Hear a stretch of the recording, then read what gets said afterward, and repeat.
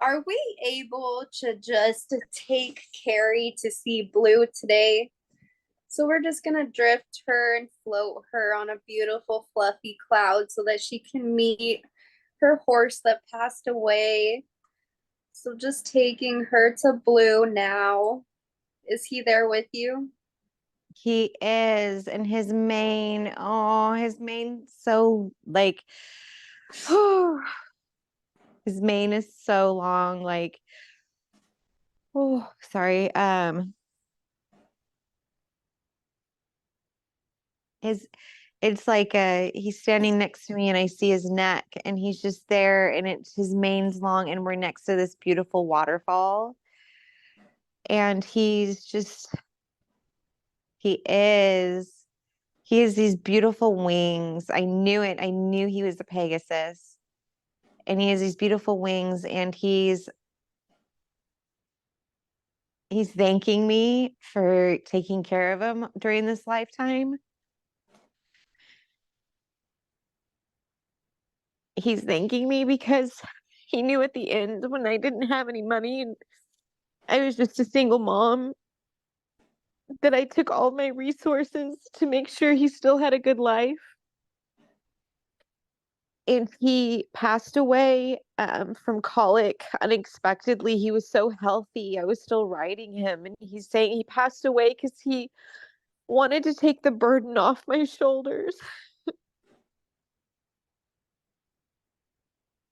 No, that's so sweet. I know, he's so stinking sweet. Um, but yeah, that I'm asking him, like, are you Octurian? And he's like, my name is Blue. Of course I'm Octurian. So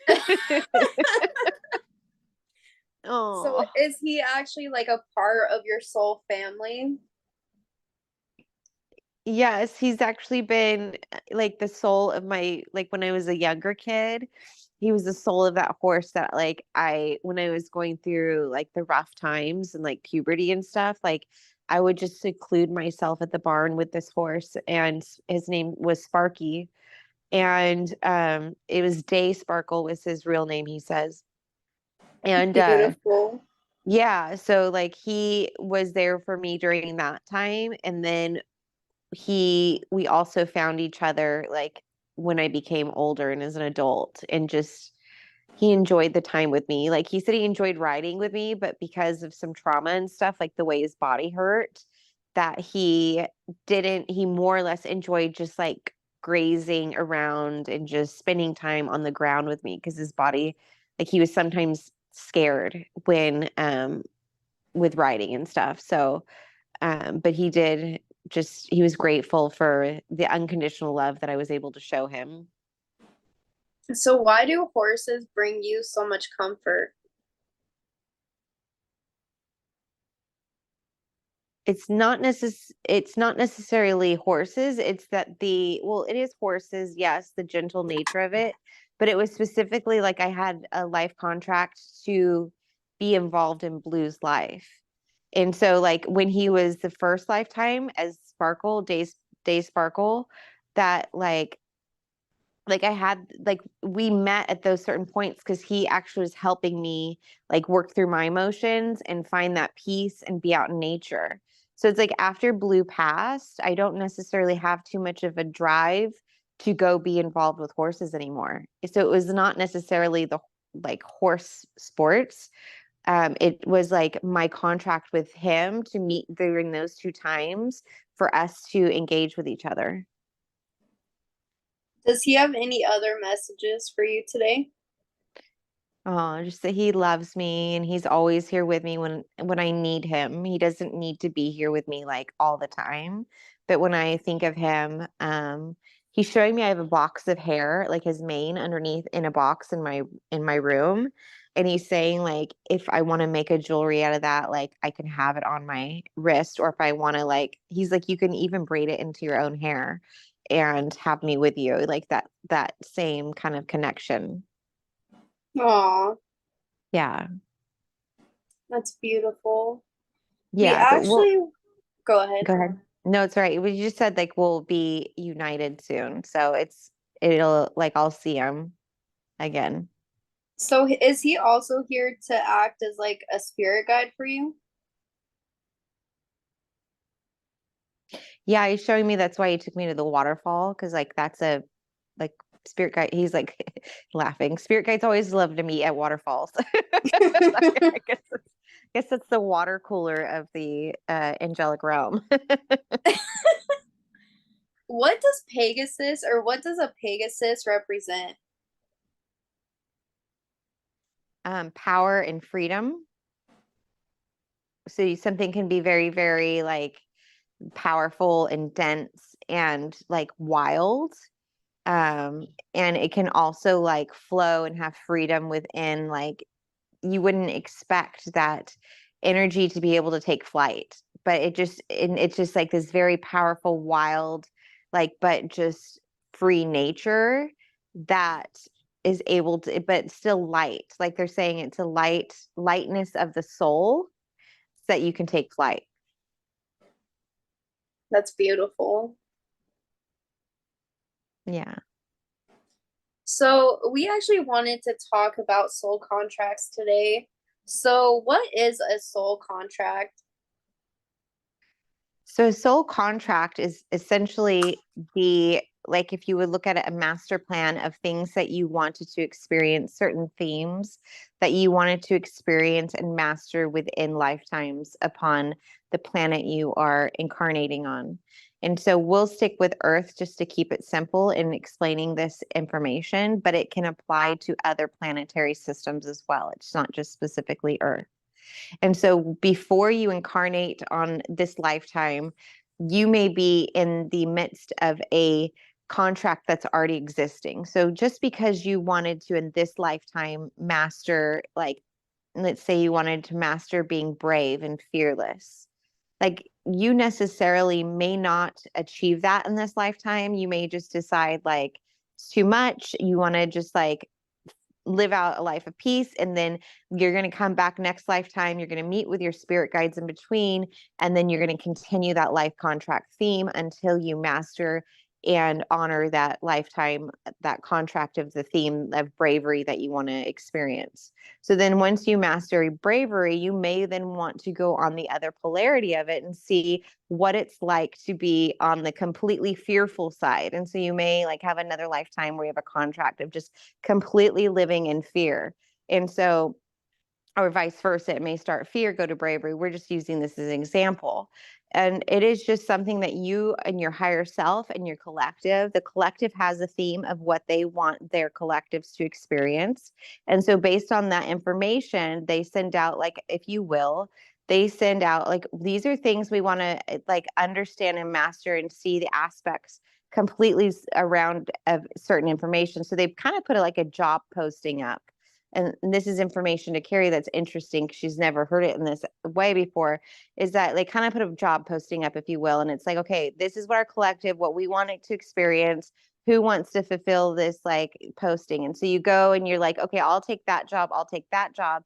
And then you break down with your higher self and your teams and you go, okay, how can I achieve this best? You guys work out a game plan, a master plan, and then boom, you incarnate and then you go on your way.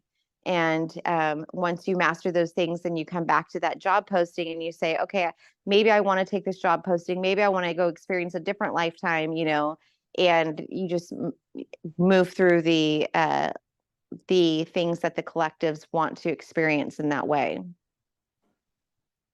So what if when we incarnate, um, so especially because we live on a planet that has free will, so what happens if like something that let's even say like what if like something tragic happens and somehow we die in that lifetime and it's not a part of our soul contract, then do you have to come back and repeat that? Well, it depends. It depends. Sometimes you go back to your higher self and they're like, we know you can do it. And you're like, yeah, I kind of fudged that one. Like I can redo it. Like I totally fumbled the ball on that one. And it's like, okay, so just go back and redo it and let's work on it. And it's like, it happens on that way. Other times you come back and you're like, I mean, I don't really think I need to learn anymore. And then the collective's like, yeah, we have enough data on this information. I mean, you can go back if you want to, you don't have to necessarily. And so then you have that option to make that decision. Okay, I'll just move on to something else. But when you have that, like, leaving before the life contract, is honored, sometimes because it's not cleared between the lifetimes, that it then sticks with you into current lifetimes. Yeah, so when these things happen, um, why do they feel so traumatic? The non-accomplishing of the life contract or the early exit? Which one? I guess the early exit. Because it creates like a ripple, a shockwave. Like when you're not paying attention to something and you get hit by it, it's just like you can easily tap into, like, at a later point in time, you can easily tap into something like, oh yeah, I can still remember how that felt, right? Because I wasn't expecting it, came out of nowhere, and I can still tap into that, like, boom, that shock of it.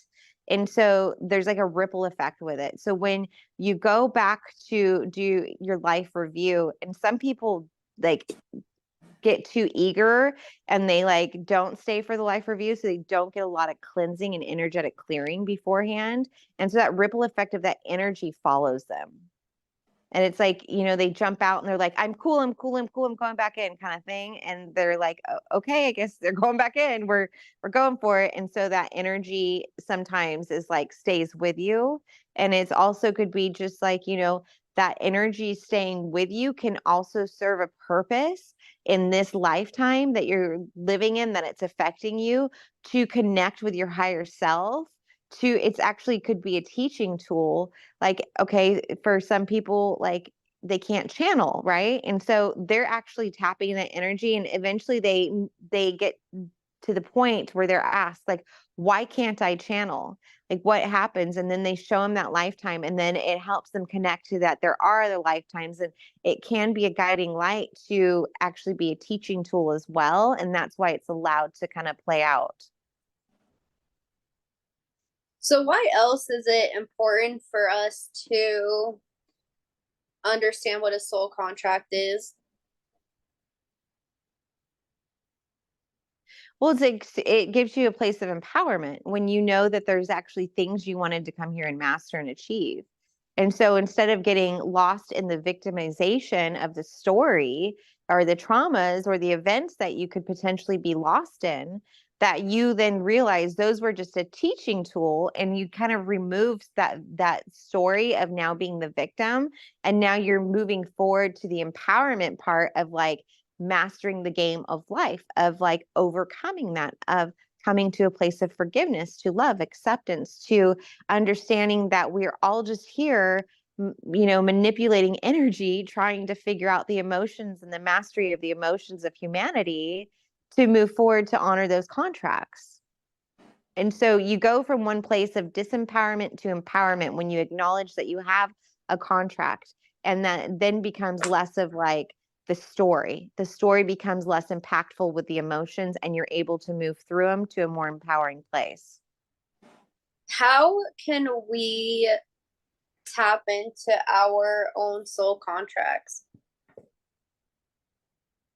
You can connect with self. You can get into a meditative practice that gets you into that ability to open up those like we're showing the upper chakras, like the third eye and the crown chakra, to connect with the Akashic. You can connect with your higher self and the Akashic records to go in and open up your contracts. So, are you saying that like anybody has access to their full soul contract? So even like the day that they die, how they die, different events that are in their soul contract? Yes. But is it in your soul contract to have that access? Now that's a different question. So, what is like on the most basic level, what is a soul contract? Like, are they really in a higher dimension with like a pen and paper? How could you explain like how a soul contract actually manifests? So contract is just the themes of which the collective wants to experience. And so on an energetic level, it does have an energetic imprint. It does have an energetic source and an energetic frequency, but it's not necessarily a pen and paper. However, that's how, if you were to access that energetic frequency, that is how most of humanity would relate it. So is pen and paper just like the three-dimensional view of it? Yes. Perfect. So you mentioned the life review. So what is a life review? So life review is where you go. You can actually do life reviews during your lifetimes when you're consciously living that lifetime. And you often do have these like with soul reflections. If you've ever had a moment where you just are brought back to certain times and certain experiences, and it's where you go back and you look and you reflect on how you responded to those circumstances that became a part of your life, and you look at their responses, and it actually does kind of like, if we were to put it like how you would look at it was like, did I do a good job or not? But how we would look at it would be on a frequency and an energy rating scale.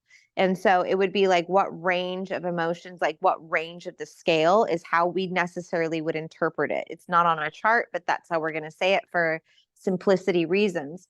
And so we would look at it on a frequency based. You would look on it, did I do good? Did I do bad? Am I proud of myself? Do I feel proud of myself? Do I feel love for myself at how I responded? So it's just to a life review. You do those in the day-to-day life, even where you go back and you look at your experiences and you look at how you responded and reacted, and you go ahead and you place a value upon that. And then you look upon it on how you would like to like build and expand upon that for the next day. Life reviews the same thing on a bigger scale as far as lifetime. You come back to source, you come back to your guides, you come back to higher self, and you review everything that you experienced within that life, and you look at those moments of where there was triggers and there were sticking points, and you look at how you responded, and look at like your frequency and when you responded, and at what point, like the level of ascension, at what point you ended the world and you left the world, like if you feel like that was a passing grade or not, basically. Yeah, and Jesus actually told me the most beautiful thing one time when I was doing a channeling. He basically just said, like, during your life review, do you want to see all the times that you hurt other people, or do you want to see all the miracles that you created for other people? And I just thought that that was so beautiful. Absolutely, absolutely. You can look at it all, right? And like it's like what was the theme? You know, and what did you want to experience? And you can look actually at anybody's life review if you so choose to. And you know, all that is held within the Akashic. So but it also allows you to understand like there's like the judgment, release the judgment. Like here you're here and you know, unconditionally living, so you are living lifetime after lifetime after lifetime. So you've got time to figure it out. You know, basically, if you look at it from a science point of view, we're just collecting data and understanding of self, you know, and how self responds to self. And, you know, it's not, it allows you to take some of the heaviness and the density of like what you weigh yourselves down with, and allow you to play with it and have more fun with it, and just be like, oh, like a video game, like poop, poop, poop, just like move through life, move through your emotions. Okay, yeah, I see you. Like just move through it and just like do the best you can. If not, you come back, you know, it's like, or you don't, but it's not as heavy and dense as you guys are all experiencing it throughout times in your life. So, where do we go in between lifetimes? It's a energetic realm. It's like a you're no body, like it's all energetic frequencies. However, like it just like they're showing me a lot of light orbs. Like you're just a bunch of light, bunch of you almost look like stars in the sky, like bunch of light orbs, and you're going there and energetically meeting. But they're saying you could also like incarnate into like you could also like being sucked back into and like a parallel life, or like your higher self is on this different realm, and you can kind of be like sucked back into that realm as well. Um, like So into yeah, it's very interesting. Like you like they're yeah, you can be like sucked back into that realm too. so is it like so the net around Earth, so if it's just pulling souls back into Earth, into a karmic cycle, do they actually have a life review at all?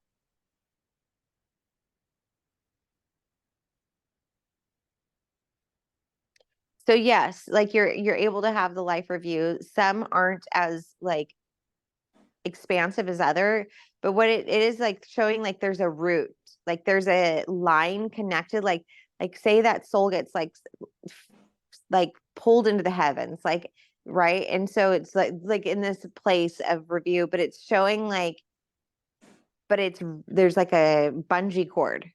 And so it can't like it can only go so far and then it's pulled back in. I guess that's like they're saying that's been one of the issues is like that bungee cord connection. Like they can't get to that higher place. Okay, so once we have our life review, then what is our divine blueprint? Or like how do we choose um what we're going to experience in our next lifetime? It's like we say, you go to that availability board and you see what the collective wants to experience, and you see if you want to experience that, and then you go, kind of bored with that with our collective. Like, are there any other collectives we're working with that I can go help with? And they're like, yeah, they're like the reptilians have an open job over here. Like, do you want to go help with them? And it'll help our collective. We'll understand them more. And it's like, okay, I'll go work there. And so it's like they're like, we're giving it to you at a very rudimentary level. They're like, of course, it happens differently than how we're explaining it. We're only explaining it this way to understand better.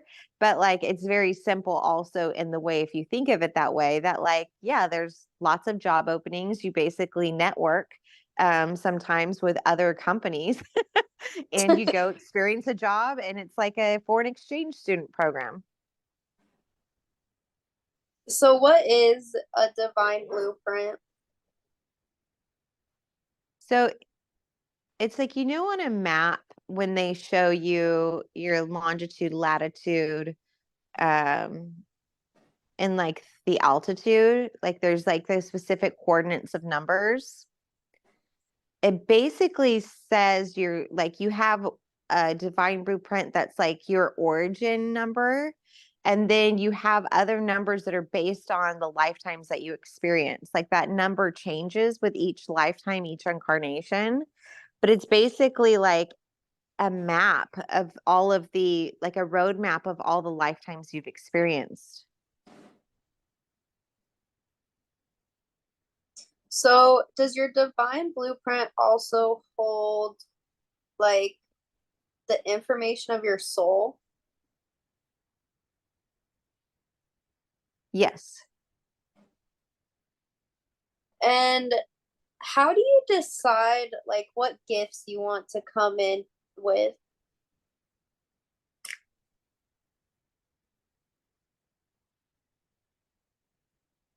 So sometimes it is you come in based on what like if you come into Earth during this time, they're going to look at where they're at and how they want to move the trajectory, or how the trajectory of where humanity's collective consciousness wants to go. And so that then creates like a opening and a need for certain beings with certain gifts to work together in different geographic locations to drive the evolution of the collective.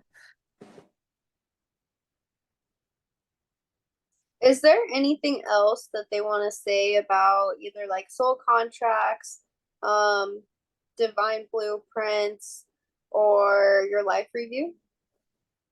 Yeah, they're saying like soul contracts, you can go throughout your life and reevaluate them and work with your team in your dream state. And depending on what timelines you are or landing on. Like you can tweak them. So they're not like there's usually a general theme, but they're not necessarily like set in stone. They can be very pliable a lot, like as a contract. So it's not as you would think like a contract here where it's so written in ink.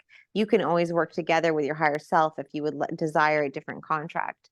And if that's able to be done. And they're also saying like the divine blueprint, like it's like they're showing me each chakra like has one of those numbers too.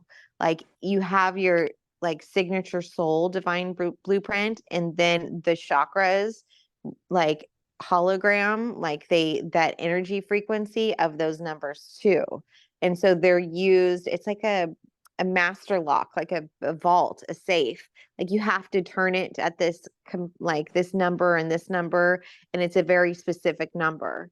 And so when that divine blueprint gets altered in any way, or this like vault gets altered, the combination gets altered a little bit, that's when you start to have energy, like that's when your energy alignments within your chakra start to get wonky.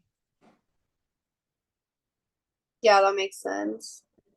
Um, we also had a couple questions just about like some dates coming up. Are they able to answer those questions also?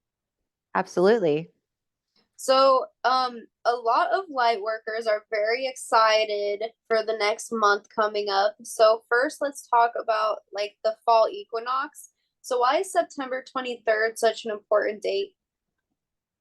Well, what's happening in the spiritual community and the light workers, the even humanity is, they are feeling the change of the season. They're feeling the change of like we're showing cycles and seasons, right? So they're feeling like this cycle of what has been going on with humanity for far too long is changing. And so they're feeling it within their DNA that's been activated and for all this time been awakening and activating, and they're feeling it within their souls, with so many light workers just waking up and everyone collectively now, like, so what was happening was individually consciousnesses were awakening.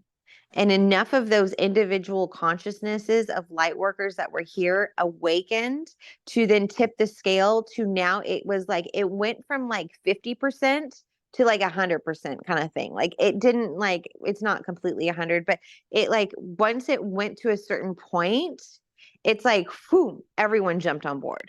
And so it's like now it's a part of the collective consciousness timeline.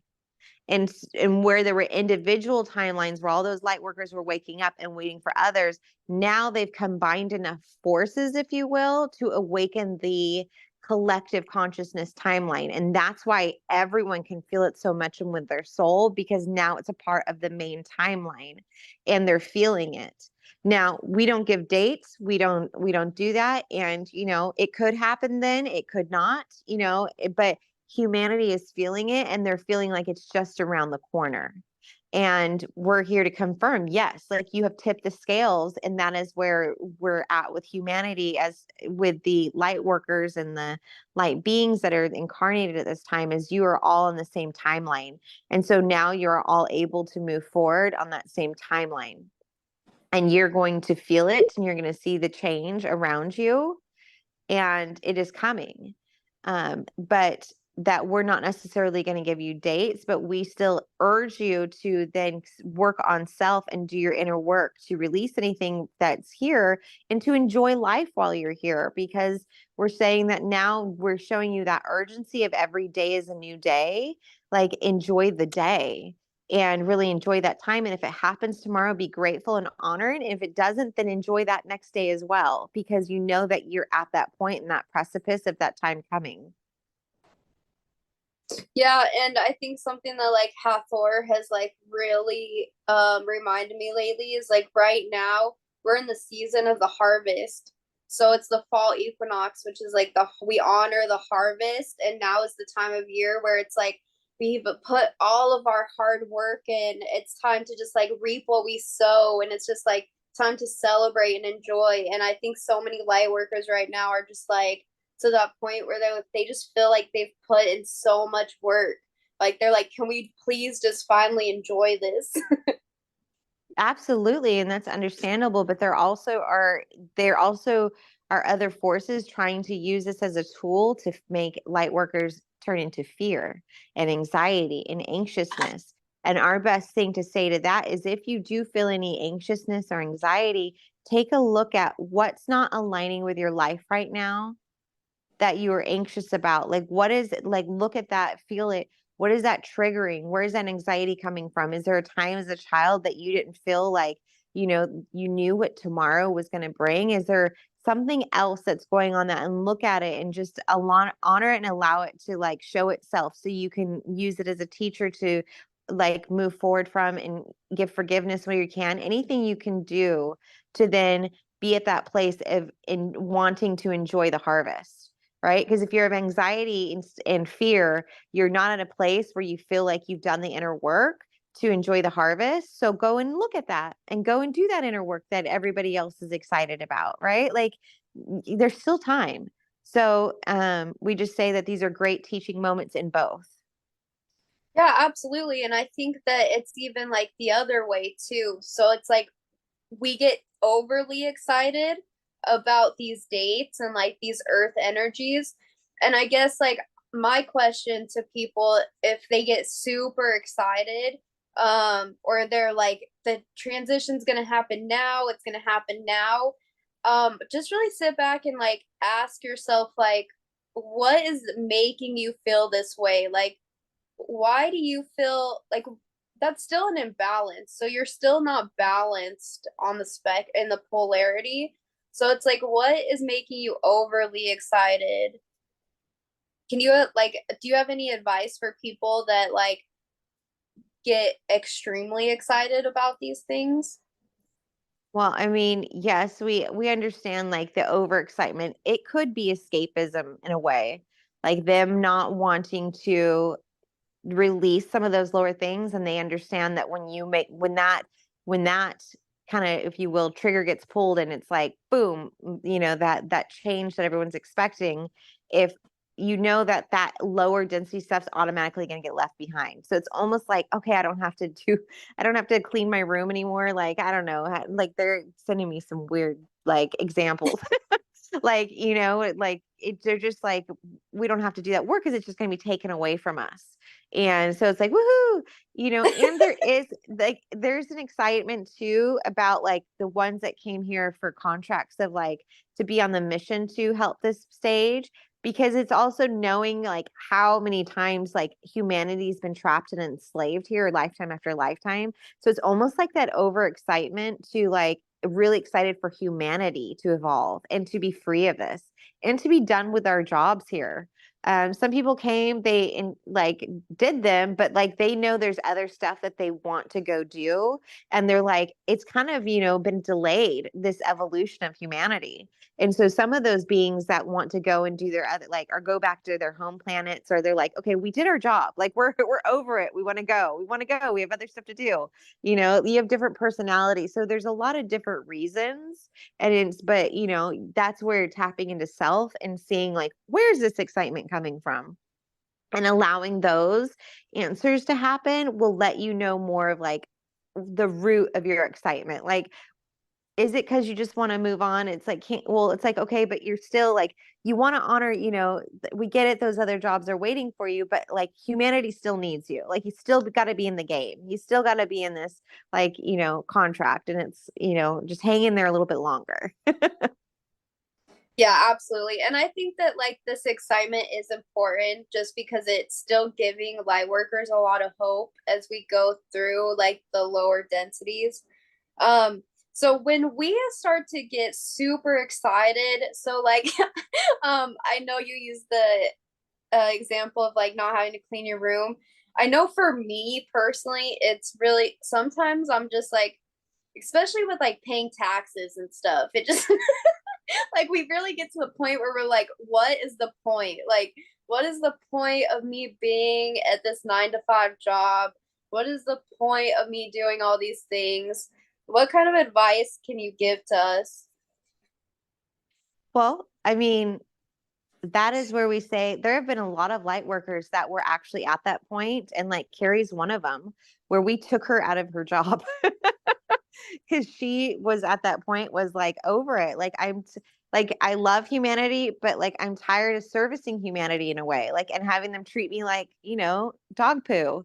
And it was at that point where we're like, okay, go follow your passion. Like, you had to like, because what she would do in those situations is she would go and be in that density of humanity, and like whether it was doing like a 3D, what you would call like a 3D job, she was in that density of humanity and transmuting it. She did a lot of that work through her hospital work and through other jobs. And she would go just be in the thick of humanity, take on their emotions and transmute it, because it was almost like a service to humanity, because they just couldn't figure it out. Like they're stuck in such a rut that like they can't figure out how to process emotions. So she's like, okay, I'll go process all of your emotions for you. But it just got to be really, really a hard task for her. And so we were like, all right, take you out of that. You get to now live your passion, like with this extended time that you have. So a lot of that, like what we have, like advice is, if you're not able, like feeling like you're excited about where you're at, then start to like follow those dreams and start to connect with your higher self and tell them like, okay, need you to rewrite that contract of mine. No longer want to like be so intensely responsible for their emotions. I'm going to like help transmute some of the energies in this way.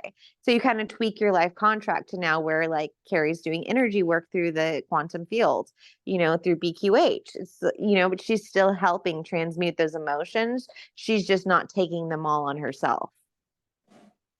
So what if it comes to things that are a part of like this 3D system? So when it's things like paying our taxes. Well, until those 3D systems are no longer, activated, you have to just be grateful that you have this experience to be able to pay taxes, they're telling me. And I'm like, why, how am I grateful about that? Like, oh my gosh. How am That I and grateful? okay, I I'm guess like, it's just really difficult just because it's like I don't for me it's like you see the wars in Ukraine and like I don't know. I guess it's just that's my own rabbit hole, I guess. yeah, she's like, Carrie's saying, like, how do I feel grateful about theft? And Exactly. how do I feel grateful Exactly. about the crimes against humanity and committing those with my money? And they're saying like Yes. you can set the intention for whatever that money goes to, that they're like, you can really like imagine that money in your hand, right? Like set an intention that when it comes to that time or that paper, whether it's like a 10, whatever, 540, 1040, whatever it is. So they're like, obviously you don't pay your taxes, Carrie. You don't even know what it is. The government is coming for me now. Um, they're saying like put your hands around that and set the intention that anything that money goes to, that you're paying, that it's going to for the light, for the higher vibration, for evolution. And really, when you kind of like can do it in that way of like a ceremonial routine, or, your weekly paychecks or whatever you want to do, like when you do it in that way, you like almost wrap this frequency around it to change the system from within. Yeah, that's a good idea. Thank you so much for that. You're welcome. So there's also been a couple more dates that have been thrown around in October. Is there anything that we need to know about the coming month? Yeah, we're saying like if you don't want to experience that October event, turn off your phones, turn off the settings. You have free will. Turn off the settings, turn off the TVs, go be in nature, go be away from it. You have free will. So what kind of event are you seeing in the current timeline?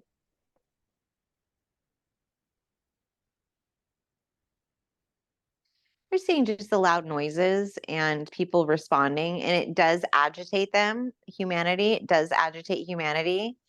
Um, but it also is a teacher in the fact that it's like unfolding and unblind, like anyone who's like got their blinders on and is kind of like, no, I don't want to see it. Nothing to see here, folks. that like this event will be a great way to awaken people. What's the best way to awaken people? Put on an alarm. And so it's like So it's also a great way to awaken people that like still are just wanting to be, you know, unconsciously living. so what is the alarm? It's a frequency that's going to agitate humanity. So is this like the frequency technology? So in the Emerald Tablets of Thoth, it says that he uses frequency technology to like freeze the people coming at him. Is this like kind of the same frequency technology? Yes, but if you put the intention that you're divinely protected, that your teams are divinely surrounding you by love and light, the frequency will be agitated, but it's not going to harm you. If you are unconsciously living, this will be an alarm that wakes you up.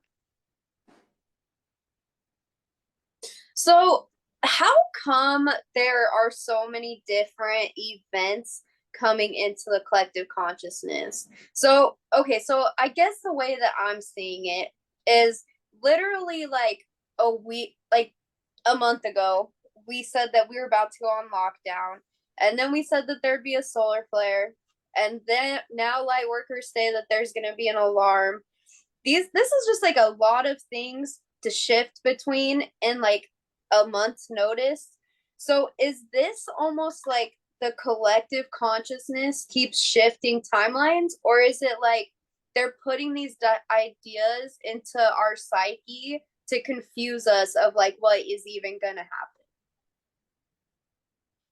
So what we're saying is the past is finally catching up with you. So you did experience that event several years ago where you're now seeing those same themes recycle and repeat themselves. Well, during that several years ago, there was a community, a large amount of the community of light workers were what you'd call going down the rabbit holes, right? And they were all of a sudden becoming aware and understanding of these things. And so them holding and anchoring that information and that awareness, they thought it would happen immediately, all these things. And so what's happened is actually enough of them have anchored in that information and that frequency of that like awakening of the information to now where it's on that entire collective consciousness timeline. So now it's going to anchor it in on the whole. So That there were a makes lot of events that humanity, that the light workers were waiting on several years ago that were supposed to happen that didn't happen because it wasn't anchored on the collective whole. And now that past and those thoughts and that anchoring of that frequency is now finally anchored onto the main timeline. That's why it's occurring right now. so what can we do to cleanse these things from our subconscious? Is to, you can cleanse them, but you can also allow them to be in the higher state of frequency. You can also set the intention for whatever that is happening right now is for the highest good of humanity's evolution versus before, when it was just like having a chain reaction. Before, with no intention because it had never been experienced before and those understandings hadn't been anchored in yet, it was like very fear-based, very reactionary based. But now you can guide it to be of the highest good for humanity and the collective consciousness and evolution and unconditional love. And when you anchor it in that way, then that's just the same as the past of 2 to 3 years ago is now showing up on this timeline. When you anchor it in to be the intention of evolution, unconditional love, all of those things, that is what's going to then anchor in. Beautiful. So going into this fall equinox, why was the equinox so spiritual? Or like why was it such a spiritual time of year for ancient civilizations? Because it was a sign of that, like, yeah, the harvest, but like the reprieve too is coming up, like the cleansing. There's like a lot of like, it's almost like that heat, that uncomfortability, that like putting through the fire, like we're showing like you had to go through the fire and endure the fire and thrive in the fire to now reap the like reprieve and the like enjoying the celebration of life. So should we really be using this time of year to just like celebrate and be with our families? Yes. And they're saying that's why you guys all like pumpkin spice so much, because it brings like that smell and that remembrance of like that coziness and that love and that like, it grounds you. It's very grounding. Like after all summer long, like this is a season of grounding. Oh yes, that's so true. Okay, beautiful. So is there anything else, any other guidance that you want to give us on the fall equinox? I think people just like, I don't, even me personally, like I feel like this fall equinox is just different. Is there any kind of difference in like the power of this fall equinox? Yes, yes. And that is that's what we're saying is like you're at that point of change. And you're at that point of collectively as a consciousness of evolution making that next great trajectory. And so it's that excitement and everything you're feeling is very valid. However, just tune in to why it's making you excited. Like what frequency are you tuning into? Is and why is that happening? And if it's a celebration and an excitement and just, happiness for humanity and for the collectives and like be in that place, enjoy it, enjoy like imagine everyone getting together and telling their stories of the great, tribulations of earth and like all the silly things you're doing. And like imagine like the table, like showing the harvest table of sharing the stories of the experiences that you had here. And you're not going to look back and really like, you're going to look back at those experiences that you thought were very dense and very dark. And you're going to make like you're going to like understand them, have a better place of love from them, and you're going to laugh at them and you're going to enjoy like sharing these experiences. That is where humanity's coming to. They are at that place of like taking the next step of empowerment and then enjoying the celebration and the harvest of life. Oh my gosh, that's so funny. I actually thought of that the other day where I feel like a million years from now we'll be on another planet and we'll still be talking about Earth and we'll be like, yeah, I lived that shit. And that will be a part of your core signature frequency. And there it's like a badge of honor. Oh, that's beautiful. Yeah. So everyone's going to be like, oh, they're going to be, you're walking by, they're all whispering, and you're like, what? And they're going to be like, that girl she went to Earth. And then people are going to be like asking you questions like, what was it like? Like, really? Like, I love oh my how they gosh. chose And like that.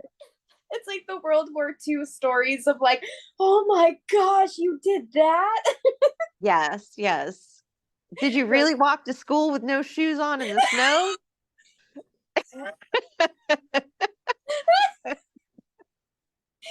oh my gosh, that is so amazing. Yeah, yeah. My guides are just, hey. Are you um, sure? Are you sure they're enlightened? Some of their jokes, I'm like, do they have any beautiful messages no, we that feel they like, would like to end with? yeah, we feel like we've covered it. And we just want to say, like, get excited. It's coming. It's there. You guys can all feel it. But it's also a testament of the work that each individual soul here doing their work, awakening, pushing through those hard things has come together. Each one of those lights has sparked up, and now it has sparked the whole consciousness of humanity. And that is individually and collectively. And you should be proud of yourselves for being a part of that individual work. And we're saying if your light's still not shining the brightest, you still have time, work on it, do it. And we're loving you through it. Amazing. Thank you so much. Thank you.